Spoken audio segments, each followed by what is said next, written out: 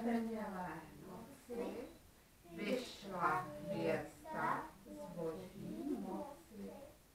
Září dolů z nebe výše, světlem její země říše.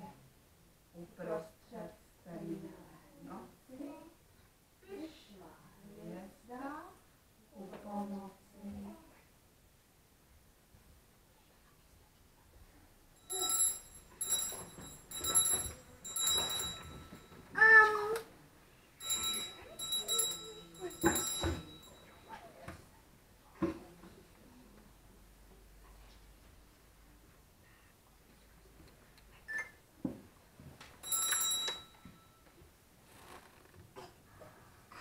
První zvonění, aby se herci připravili. Druhé zvonění, aby se diváci připravili. A třetí zvonění, aby naše hra mohla začít. Před mnoha a mnoha lety žila v městě Nazaretu jedna mladá dívka. Jmenovala se Maria a byla zasnoubena císaři Josefovi z Davidova královského rodu.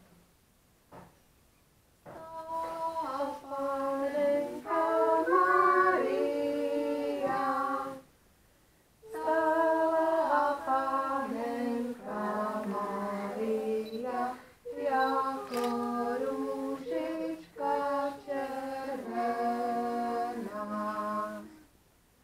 V té době panoval v zemi mocný císař.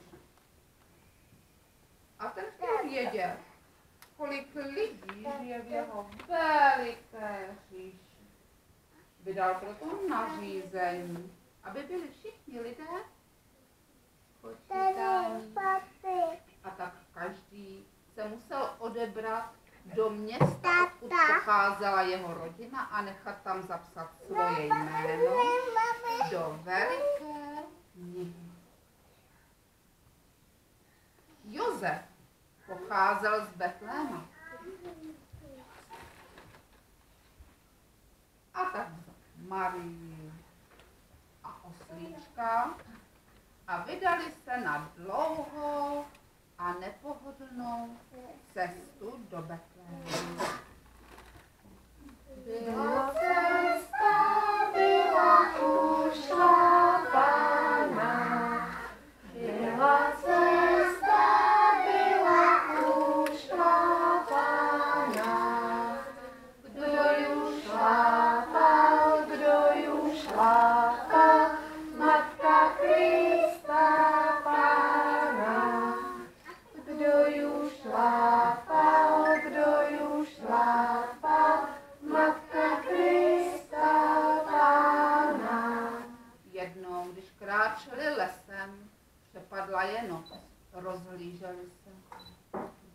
Široko daleko nebyl žádný dům ani stavení, kde by složili hlavu na noc. Maria si sedla pod strom, i osel, i Josef. V noci se do nich ale dala zima. Maria se strachovala. Vrát neublíží mému děťátku. Její stesk zaslechly ovečky z okolních strání. Přišli k Marii, tulili se k ní.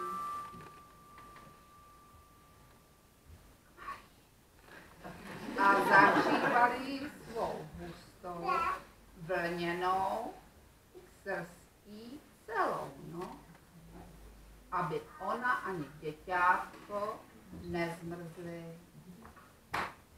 Ráno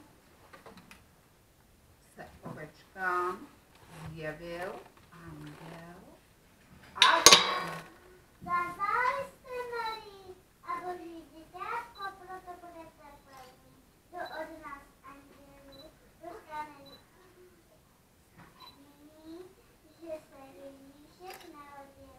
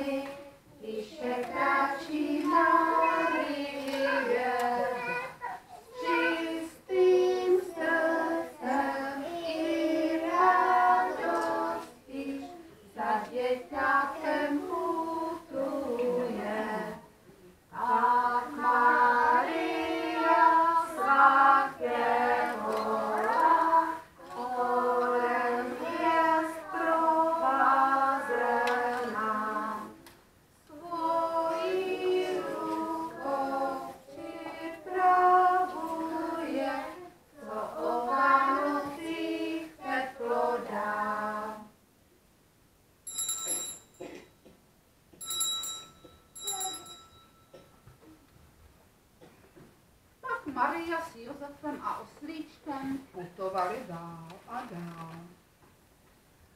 Konečně došli do městečka Betléma. Ale i tam už se blížila noc a nemohli nikde najít nocleh. Maria se ztrachovala.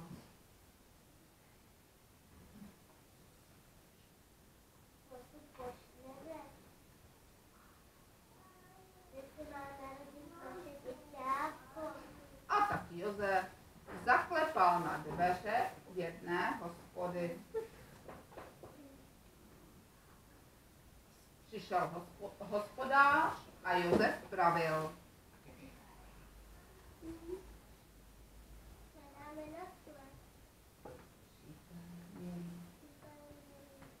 Lituji, ale mám hospodu plnou až po střechu.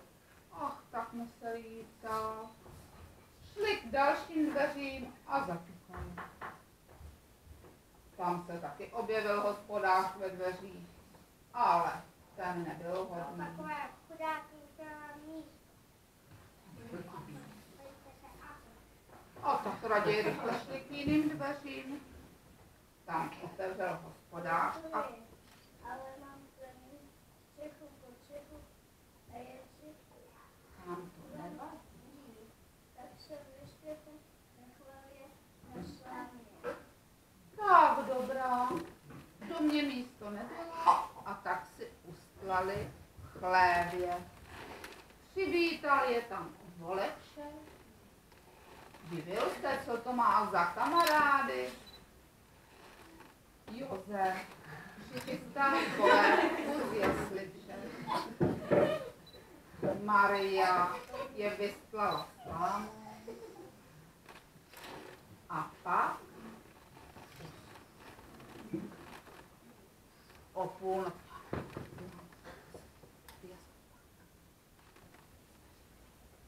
půlnoci se objevila nad Betlémem obrovská záře. Maria a Josef zatím spali. I oslíček a voleček. Ještě vůbec nic netušili. A za to andělé už měli plnou práce. V té noci se Marii narodilo dítě. Maria ho vzala do náruče, chovala ho, zahřívala a aby neplakal, tak mu zpívala. Aby spal, tak zpívala synáčkovi, matka jež ponocovala, miláčkovi, nejrozkošné děťátko, Synu Boží, nemluvňátko, světla zboží.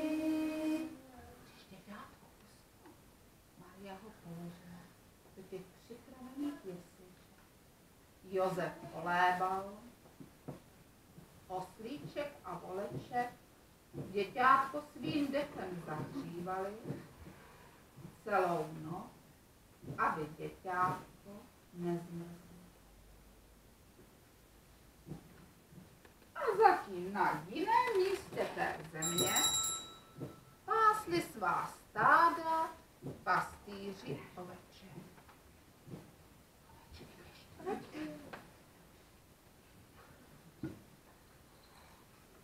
Aby jim nebyla dlouhá chvíle na té pastvě, krátili si ji tancování.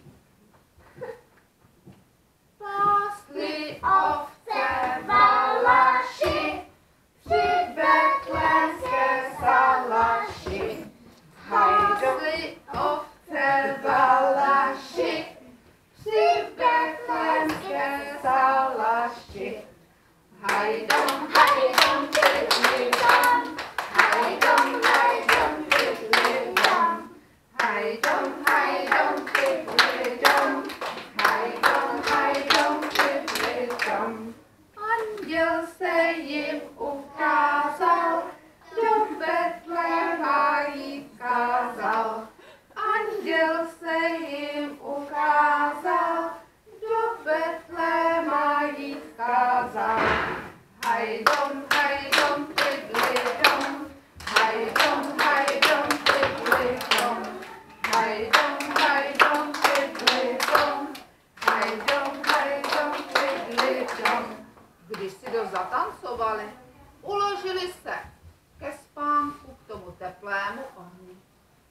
Byla hluboká noc, nikdo nikde.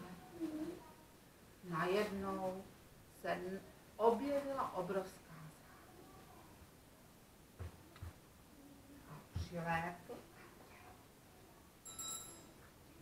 pravil. Nespějte, staňte, ať poštěžte, ať na vlastní oči uvidíte to děťátko. Pastýři se divili, ale vstali, nachystali si dárky pro děťátko.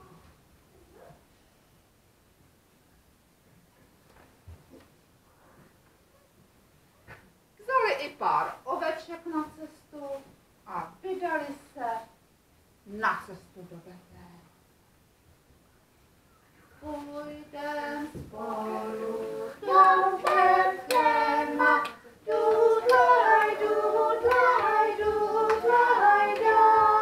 Ježíšku, Panáčku, já tě budu kolíbat. Ty, Ježíšku, Panáčku, já tě budu kolíbat. A ty, Janku, na píšťalku, hudli, hudli, hudli, dá. Ježíšku, Panáčku, já tě budu kolíbat. Ježíšku, Panáčku, já tě budu kolíbat. A ty mikši na housičky, hudli, hudli, hudli, dá. Ježíšku, Panáčku, já tě budu kolíbat. Ježíšku, Panáčku, já tě budu kolíbat. Odplyv bobru na tu basu, brum, brum, brum, brum, brum, brum, brum. Ježíšku, Panáčku, já tě budu kolíbat. Ježíšku, Panáčku, já tě budu kolíbat.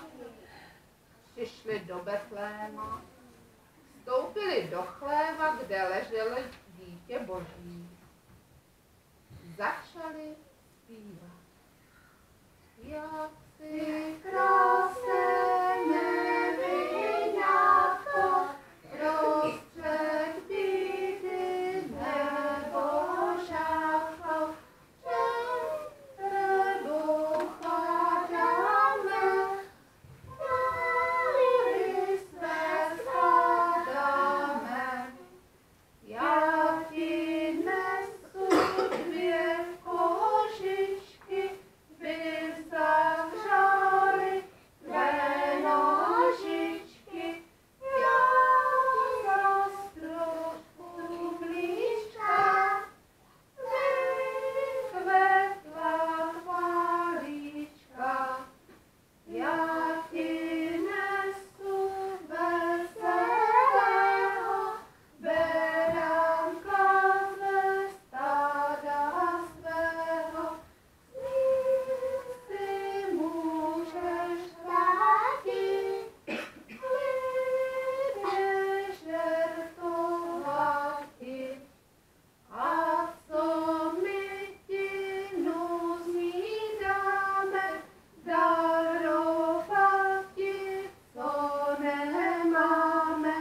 My ti zadku dáme, písně zaspíváme. Maria Panna vstala a pastýřům děkovala. Děkuji, pastýři, vám za nám. Vraťte se ke svým stádům a všem vyprávějte, co jste tu viděli.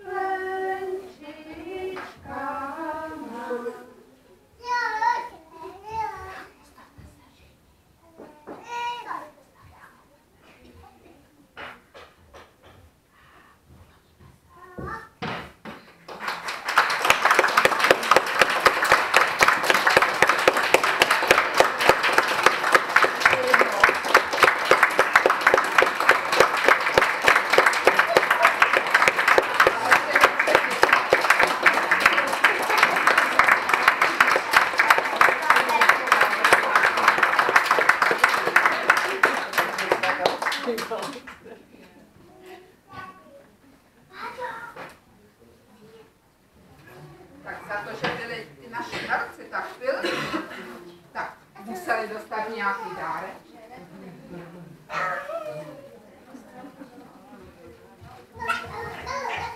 Jana.